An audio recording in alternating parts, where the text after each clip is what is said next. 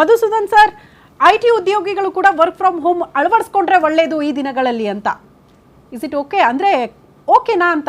ಬಹುತೇಕ ಸಲ ನಾವು ಕೋವಿಡ್ ಸಂದರ್ಭದಲ್ಲಿ ಅದನ್ನ ಇಂಪ್ಲಿಮೆಂಟ್ ಮಾಡಿದ್ದೀವಿ, ಓಕೆ ಆಗಿದೆ. ಎಷ್ಟೋ ಕಂಪನಿಗಳು ಹಾಗೆ ನಡೆದಿತ್ತು ಕೂಡ. ಈಗಲೂ ಅಟ್ ಪ್ರೆಸೆಂಟ್ ಬಹುತೇಕರು ವರ್ಕ್ ಫ್ರಮ್ ಹೋಮ್ ಚೂಸ್ ಮಾಡ್ಕೊಂಡಿದ್ದಾರೆ, ಅದನ್ನೇ ಮಾಡ್ತಾ ಇದ್ದಾರೆ. ಹೌದು, ಮುಖ್ಯವಾಗಿ ನಾವು ನೋಡಬೇಕಾಗಿರೋದು, ನಾನು ಸಾರ್ವಜನಿಕ ಹೇಳ್ತಾ ಇರೋ ಹಾಗಲ್ವಾ. ಸೊ ನಾನು ಕಾಮನ್ ಮ್ಯಾನ್ ಆಗಿ ಒಂದು ನಮ್ಮ ಪಬ್ಲಿಕ್ ಇಂಟೆಲಿಜೆನ್ಸ್ನ ನಾವು ಡೆವಲಪ್ ಮಾಡ್ಕೋಬೇಕು.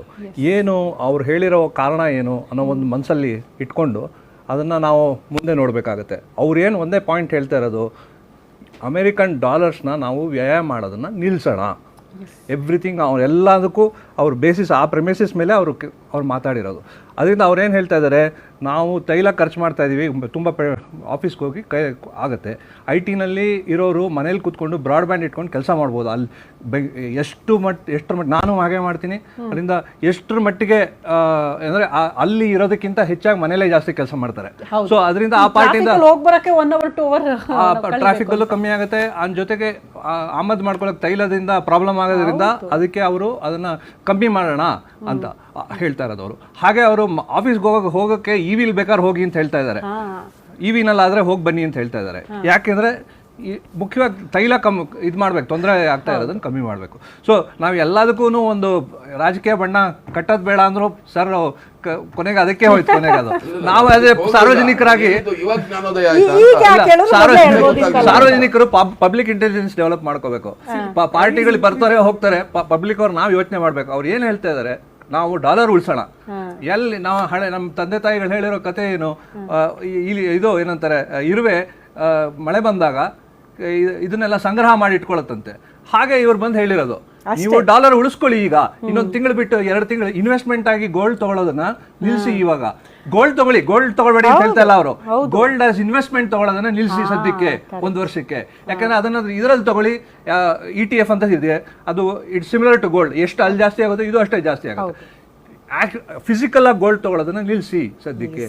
ಕುಕಿಂಗ್ ಆಯಿಲ್ ನಾವು 60% ಆಫ್ ದ ಕುಕಿಂಗ್ ಆಯಿಲ್ ನಾವು ಇದು ಇಂಪೋರ್ಟ್ ಮಾಡ್ಕೋತೀವಿ ಅಲ್ವಾ.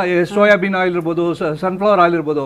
60% ಆಫ್ ಆಯಿಲ್ ನಾವು ಇಂಪೋರ್ಟ್ ಮಾಡ್ಕೊಳ್ಳೋದ್ರಿಂದ 10% ಉಳಿಸ್ಕೊಳ್ಳಿ. ಅಲ್ಲಿ ಅವ್ರು ಯಾವ ಒಂದು ಇಂಗಿತದಲ್ಲೂ ನನಗನ್ಸ ಅದೇ ಹೇಳಿದ್ನಲ್ಲ, ಪಬ್ಲಿಕ್ ಆಗಿ ನಾವು ಒಂದು ವಿಮರ್ಶೆ ಮಾಡೋ ಜಾಗದಲ್ಲಿ ಕೂತ್ಕೋಬೇಕು, ಜಡ್ಜ್ ಆಗೋ ಜಾಗದಲ್ಲಿ ಕೂತ್ಕೋಬೇಕು. ಇವ್ರ ಪಾರ್ಟಿಗಳು ಏನಾರು ಬೇಕಾದ್ರೆ ಹೊಡೆದಾಡ್ಕೊಳ್ಳಿ. ಅವ್ರು ಏನು ಹೇಳಿದ್ದಾರೆ, ಅವ್ರ ಪಾಯಿಂಟ್ನ ತೊಗೊಂಡು US ಡಾಲರ್ಸ್ನ ಉಳಿಸೋಕ್ಕೆ ಹೇಳ್ತಾರೆ ಅಂತ ಹೇಳಿದ್ರೆ, ಆದ್ರೆ ಅವ್ರು ಮಾಡ್ತಿರೋ ಒಂದು ದೊಡ್ಡ ತಪ್ಪು ಏನಂದ್ರೆ ಸೆಕ್ಯೂರಿಟಿ ಕಮ್ಮಿ ಮಾಡ್ಕೋತಾ ಇದ್ದಾರೆ ಅವರು. ಅದು ದೊಡ್ಡ ತಪ್ಪದು. It is actually open invitation for what ever wrong things that can happen. ಅದನ್ನು ಅವರು ಪ್ರಾಪರ್ ಆಗಿ ಯೋಚನೆ ಮಾಡಿ ನಮಗೆ ಏನು ಸರಿ ಅನ್ಸುತ್ತೆ ಅದನ್ನ ಕರೆಕ್ಟ್ ಆಗಿ ಮಾಡಬೇಕು. ಹಾಗೆ ನನ್ನ ಅನಿಸಿಕೆ ಹಾಗೆ. ಒಂದು 720 ಬಿಲಿಯನ್ ಏನೋ ನಮ್ಮ ರಿಸರ್ವ್ ಇರುತ್ತೆ, ಅದು ಸ್ವಲ್ಪ ಡೌನ್ ಆಗಿದೆ. ಅದನ್ನ ಉಳಿಸ್ಕೊಳ್ಳೋಣ, ಅದನ್ನ ಅಷ್ಟೇ ನೋಡ್ಬೇಕಾಗಿರೋದು. ಯಾವ ಈಗ ಅದೇ ಕಾಂಗ್ರೆಸ್ನವರು ಮೊದಲೇ ಯಾಕೆ ಲಾಸ್ ಏನಾದ್ರು ಆಗುತ್ತಾ? ನನ್ಗೆ ಕಾಣಿಸೋ ಹಾಗೆ ಏನು ಲಾಸ್ ಏನಾಗಲ್ಲ. ಯಾಕಂದ್ರೆ ನಾ ಆಗ್ಲೇ ಹೇಳ್ದಾಗೆ ಮನೇಲಿ ಕುತ್ಕೊಂಡು ಕೆಲಸ ಮಾಡೋದು ಜಾಸ್ತಿ ಕೆಲಸ ಮಾಡ್ತೀವಿ. ಯಾಕಂದ್ರೆ ಅಲ್ಲಿ ಹೋಗೋದು 1 ಗಂಟೆ ಆಗುತ್ತೆ, ವಾಪಸ್ ಬರೋಕ್ಕೆ 1 ಗಂಟೆ ಆಗುತ್ತೆ. ಆ ಕೆಲಸ ಅದು ಆ ಸಮಯನೂ ಇದಕ್ಕೆ ಉಪಯೋಗಿಸ್ತೀವಿ, ಅದು ಟ್ರಾವೆಲಿಂಗ್ ಟೈಮ್ ಉಪಯೋಗಿಸ್ತೀವಿ. ಅದರಿಂದ ನನಗೇನು ದೊಡ್ಡ ತೊಂದರೆ ಕಾಣಿಸಲ್ಲ ಅದರಿಂದ. ಆಮೇಲೆ ಬೇಕಾದಷ್ಟು ಜನ ಆಗಲೇ ಶುರು ಮಾಡಿದ್ದಾರೆ. ನಾನೇ ನಾವು ಆಫೀಸಲ್ಲಿ ಗಮನಿಸಿದೆ, ಎಷ್ಟೊಂದು ಜನ ಕೆಲಸ ಮಾಡ್ತಾ ಇದ್ದಾರೆ ಮನೆಯಿಂದ. ಹಾಗೆ ಅದರಿಂದ ದೊಡ್ಡ ತೊಂದರೆ ಕಾಣಿಸಲ್ಲ ನನಗೆ. ಆಮೇಲೆ ಇನ್ನು ಅದೇ ಹೇಳ್ದಲ್ಲ ನಿಮಗೆ, ನಾವು ಪಬ್ಲಿಕ್ಕಲ್ಲಿ ನಾವು ನಮ್ಮದೇ ಒಂದು ಇಂಟೆಲಿಜೆನ್ಸ್ ಡೆವಲಪ್ ಮಾಡ್ಕೋಬೇಕು, ವಿಮರ್ಶೆ ಮಾಡೋಕ್ಕೆ ಕೇಪಬಿಲಿಟಿ ಇಟ್ಕೊಂಡಿರಬೇಕು. ಪಾರ್ಟಿಗಳು ಹೊಡೆದಾಡ್ತಾ ಇರ್ತಾರೆ, ಬಟ್ ನಾವು ಜನರಲ್ ಹ್ಯೂಮನ್ ಬೀಯಿಂಗ್ ಆಗಿ ನೋಡಿದ್ರೆ ಅವ್ರು ಹೇಳ್ತಿರೋದ್ರಲ್ಲಿ ಯಾವ ಒಂದು ತಪ್ಪು ಇಲ್ಲ. ನಾನು ಬರ್ಲಿನಲ್ಲಿ 2015 ಆವಾಗಲೇ ನಾನು ಮೊದಲನೇ ಸಲ ಮೋದಿ ಅವ್ರನ್ನ ಮೀಟ್ ಮಾಡಿದೆ. ಆ ಮೋದಿ ಅವ್ರು ಮೀಟ್ ಮಾಡಿದಾಗ ಅವರು ಒಂದು ಮಾತು ಹೇಳಿದ್ರಲ್ಲಿ, ಅಲ್ಲಿರೋ ಬರ್ಲಿನ್ ಜನಗಳಿಗೆಲ್ಲ ಸೇರಿಸಿ 300 ಜನನೋ 250 ಜನನೋ ಇದ್ವಿ. ಆ 300 ಜನ ಅಂತ ಇಟ್ಕೊಂಡು ಅವರು 10 ಜನನ ನೀವು ಜರ್ಮನಿಯಿಂದ ಇಂಡಿಯಾಗೆ ಕಳಿಸಿ, ನಮಗೆ ನಮ್ಮ ಒಬ್ಬೊಬ್ರು $5,000 ಸ್ಪೆಂಡ್ ಮಾಡಿದ್ರೆ ನಮ್ಮ ಒಂದು ಫಾರೆಕ್ಸ್ ರಿಸರ್ವ್ ಇಷ್ಟು ಮೇಲೆ ಹೋಗುತ್ತೆ ಅಂತ ಒಂದು ಹೇಳಿದ್ರು, ವಿಚಾರ ಹೇಳಿದ್ರು. ಅದೇ ತರ ಇದು ವಿಚಾರ ಇದು ಅಷ್ಟೇ. ನೀವು ಮನೆಯಲ್ಲಿ ಇನ್ವೆಸ್ಟ್ಮೆಂಟಿಗೆ ಗೋಲ್ಡ್ ತಗೋಬೇಕು ತಾನೆ, ನೀವು ಇನ್ವೆಸ್ಟ್ಮೆಂಟಿಗೆ ಗೋಲ್ಡ್ನ ETF ಅಲ್ಲಿ ಹಾಕಿ ಸಾವರಿನ್ ಬಾಂಡ್ಸ್ ತಗೊಳ್ಳಿ ಅಂತ ಹೇಳ್ತಾ ಇದ್ದಾರೆ. ನೀವು ಫಿಸಿಕಲ್ ಆಗಿ ಗೋಲ್ಡ್ ತಗೊಂಡ್ರೆ ಅದನ್ನ ಇಂಪೋರ್ಟ್ ಮಾಡ್ಕೊಳ್ಳೋಕೆ ದುಡ್ಡಾಗುತ್ತೆ, ನಮ್ಮ ಹತ್ರ ರಿಸರ್ವ್ಸ್ ಇಲ್ಲ. That is all is saying. ಆಮೇಲೆ ಕುಕಿಂಗ್ ಆಯಿಲ್ಗೂ ಅದೇ ಪ್ರಾಬ್ಲಮ್ಮು. ಆಮೇಲೆ ಇದು ಡೆಸ್ಟಿನೇಷನ್ ವೆಡ್ಡಿಂಗ್ ಟೈಮ್ ಇದು, ರೈಟ್? ಮೇ, ಜೂನ್, ಜುಲೈ ನಾವು ಉತ್ತರ ಭಾರತದಲ್ಲಿ ಹೈಯೆಸ್ಟ್ ಮದುವೆ ನಡೆಯುತ್ತೆ.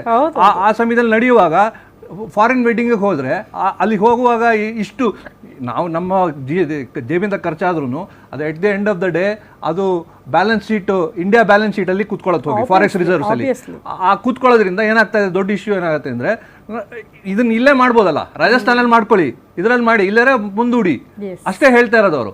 ಕುಕ್ಕಿಂಗ್ ಆಯಿಲ್ 10% ಕಮ್ಮಿ ಮಾಡಿ, ಕೋಕೋನಟ್ ಆಯಿಲ್ ಉಪಯೋಗಿಸೋಕೆ ಶುರು ಮಾಡಿ. ಯಾಕಂದ್ರೆ ನಾವು ಇಲ್ಲಿ ಮೇಡ್ ಇನ್ ಇಂಡಿಯಾ ಅದು. ಇದು ಸನ್ಫ್ಲವರ್ ಆಯಿಲ್ ನಾವು ಇಂಪೋರ್ಟ್ ಮಾಡ್ಕೋತೀವಿ, ಸೋಯಾಬೀನ್ ಆಯಿಲ್ ಇಂಪೋರ್ಟ್ ಮಾಡ್ಕೋತೀವಿ. ಆ ಇಂಪೋರ್ಟ್ ಮಾಡ್ಕೊಳ್ಳೋ ಬದಲನ್ನ ಇಲ್ಲಿ ನೀವು ಇಲ್ಲಿರೋ ಆಯಿಲ್ನ ಉಪಯೋಗಿಸಿ ಅಷ್ಟೇ ಅವ್ರು ಹೇಳ್ತಾ ಇರೋದು.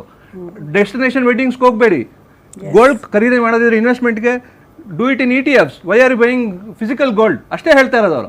ಆಮೇಲೆ ಐ ಟಿ ಅವ್ರಿಗೆ ಎಲ್ಲರಿಗಿಂತ ಮನೇಲಿ ಕೂತ್ಕೊಂಡು ಮಾಡಕ್ಕೆ ಆರಾಮಾಗಿ, ಈ ಆಟೋದವ್ರ ಮನೇಲಿ ಕೂತ್ಕೊಂಡು ವರ್ಕ್ ಫ್ರಮ್ ಹೋಮ್ ಮಾಡೋಕ್ಕಾಗತ್ತಾ, ಟ್ಯಾಕ್ಸಿ ಅವ್ರು ವರ್ಕ್ ಮಾಡೋಕ್ಕಾಗತ್ತಾ?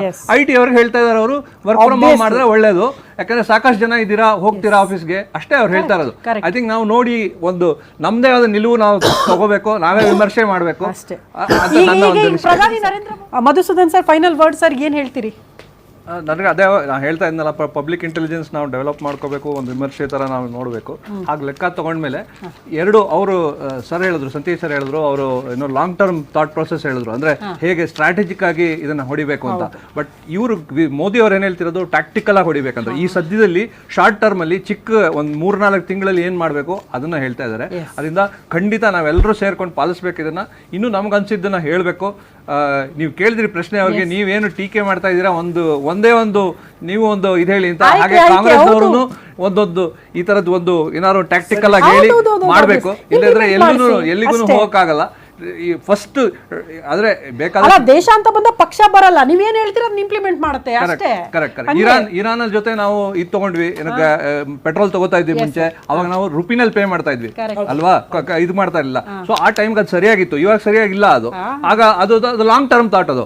ಇಲ್ಲಿ ನಾವು ಜನಸಾಮಾನ್ಯರಿಗೆ ಲಾಂಗ್ ಟರ್ಮ್ ಮಾಡೋಕ್ಕಾಗಲ್ಲ, ಶಾರ್ಟ್ ಟರ್ಮ್ ಮಾಡ್ಬೇಕು. ನಾವೆಲ್ಲ ಚಿಕ್ಕದಾಗಿ ಈ ತರ ಚಿಕ್ಕದಾಗಿ ಯೋಚನೆ ಮಾಡಬೇಕು. ಅದ್ರಲ್ಲಿ ನಾವು ನಮ್ದೇ ಆದ ಒಂದು ಇದು ಮಾಡಿ, ನಮ್ಮ ಒಂದು ಇಟ್ಕೊಂಡು ಎಷ್ಟು ಬೇಗ ಎಷ್ಟು ಕಮ್ಮಿ ಆಗುತ್ತೋ ಅಷ್ಟು ಡಾಲರ್ ಕಮ್ಮಿ ಮಾಡೋದಕ್ಕೆ ಗಮನ ಮಾಡಬೇಕು. ಅಷ್ಟೇ ನಮ್ಮ ಐಡಿಯಾ.